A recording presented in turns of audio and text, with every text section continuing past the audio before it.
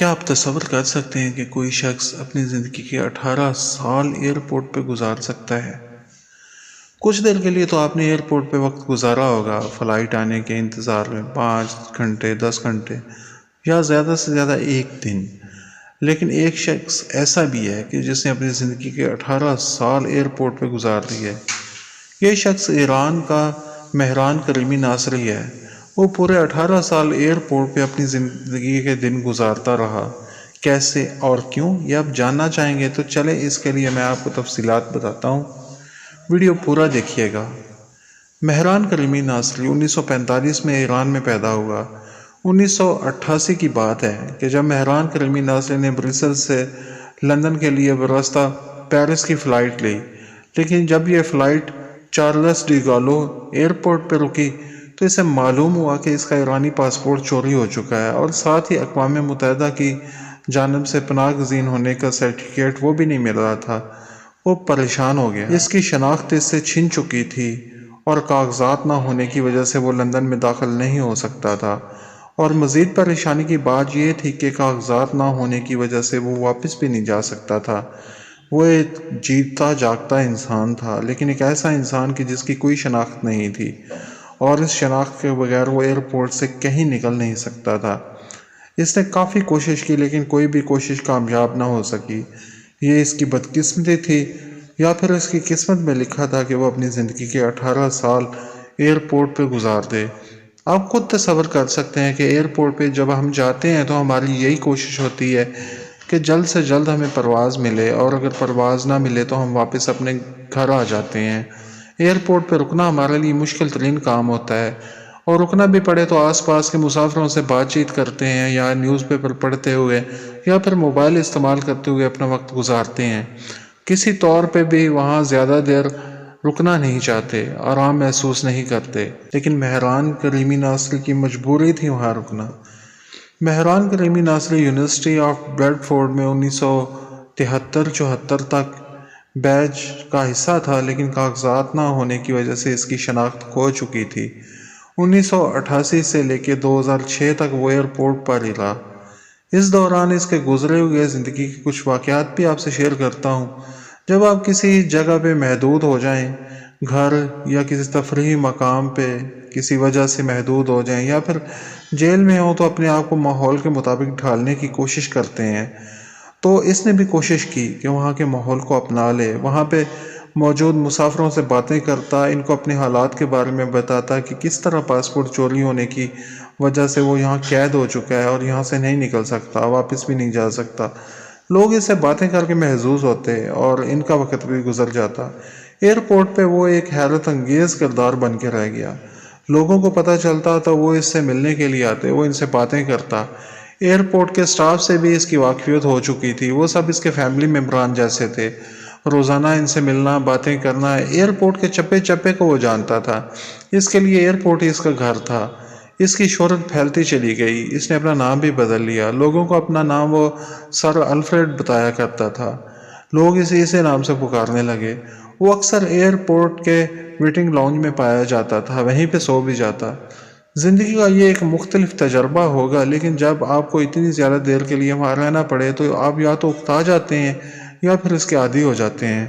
مہران کریمی ناصری کے دل کا حال تو وہی جانتا ہوگا، لیکن بظاہر اس نے ماحول کے مطابق اپنے آپ کو ڈھال لیا، اپنی مصروفیات تلاش کر لیں اور زندگی کو ایک نئے سرے سے گزارنے لگا۔ اس کے لیے وقت رک چکا تھا۔ روزانہ مسافروں کی آمد اور روانگی دیکھتا رہتا، ان سے ان کی باتیں سنتا، اس کے علم میں اضافہ ہوتا رہتا۔ پھر اچانک ہی اس کی زندگی میں ایک نیا موڑ آیا جب ہالی ووڈ کی مشہور فلم کمپنی ڈریم ورکس کو کسی طرح معلوم ہو گیا پیرس کے ایک ہوائی اڈہ پہ ایرانی شہریت کا حامل مہران کریمی ناصری عرصہ سے مقیم ہے اور پاسپورٹ چوری ہونے کی وجہ سے وہاں سے کہیں جا نہیں سکتا۔ وہ لوگوں کو اپنی داستان سناتا ہے۔ یہ بات ان کے لیے دلچسپی کا باعث تھی۔ وہ ہمیشہ نئے آئیڈیاز کی تلاش میں رہتے تھے۔ انہیں یہ آئیڈیا بہت پسند آیا اور انہوں نے اس پہ ایک فلم بنانے کو سوچا۔ اس مقصد کے لیے وہ مہران کریمی ناصری سے ملے اور اس سے بات چیت کے بعد انہوں نے اس کے حالات زندگی پہ فلم بنانے کی اس سے اجازت مانگی اور اس کے بدلے $2.5 لاکھ کی پیشکش کی۔ مہران کریمی ناصری اس بات پہ مان گیا اور یوں ڈریم ورکس والوں نے اپنے نئے پروجیکٹ کا آغاز کیا۔ یہ فلم بنتی رہی، 2004 میں تکمیل کے بعد ریلیز ہو گئی۔ اس فلم کو دا ٹرمینل کے نام سے ریلیز کیا گیا۔ اس کے نمایاں کردار الفریڈ ہچکاک تھے۔ انہوں نے اس فلم میں مہران کا کردار ادا کیا۔ لوگوں نے اس فلم کو پسند کیا، بہترین فلم کے طور پہ ایوارڈ کے لیے نامزد ہوئی اور اس فلم نے 7 ایوارڈز جیت لیے۔ یہ بات قابل ذکر ہے کہ جب یہ فلم ریلیز ہوئی اور اس کی کامیابی کے وقت بھی مہران کرمی ناصلی ایئرپورٹ پہ ہی تھا، جس کی وجہ سے لوگوں کو فلم دیکھ کر بھی اس کے بارے میں پتہ چلا اور وہ کافی مشہور ہو گیا، لوگ اسے ملنے جاتے۔ آخر کار اسے فرانس میں داخلے کی اجازت دے دی گئی، لیکن یہ ایک ایسے شخص کے طور پہ کہ جس کی کوئی شناخت نہیں تھی، وہ بھی اس لیے کہ وہ بیمار ہو چکا تھا اور اس کے علاج کے لیے اسے ہاسپٹل میں داخل کروا دیا گیا۔ کچھ عرصہ وہ ہاسپٹل میں زیر علاج رہا۔ اس کے بعد اس نے ہوٹل میں ایک کمرہ مستقل طور پہ کرائے پہ لے لیا اور وہ اس میں رہنے لگا۔ ہوٹل میں رہنا بھی کوئی اتنا خاص آرام دہ نہیں تھا، گھر گھر ہی ہوتا ہے، لیکن وقت نے مہران کو بدل کے رکھ دیا تھا۔ اب وہ کسی بھی مشکل حالات میں رہنے کا عادی ہو چکا تھا، اس لیے اپنی زندگی وہیں گزارتا رہا۔ اس کے لیے ایک مشکل یہ بھی تھی کہ اس نے اپنا نام تو بدل لیا تھا، سر الفریڈ رکھ تو لیا تھا، لیکن اس نام سے بھی اس کی کوئی شناخت نہیں تھی۔ ایک ایسا انسان جس سے اس کی شناخت چھین لی جائے، وہ ہر لمحہ اپنے آپ کو بے یار و مددگار سمجھتا ہے۔ زندگی گزرتی رہی اور اس دوران نارمل زندگی سے دور رہ کر مہران کی ذہنی صلاحیتیں متاثر ہونے لگیں۔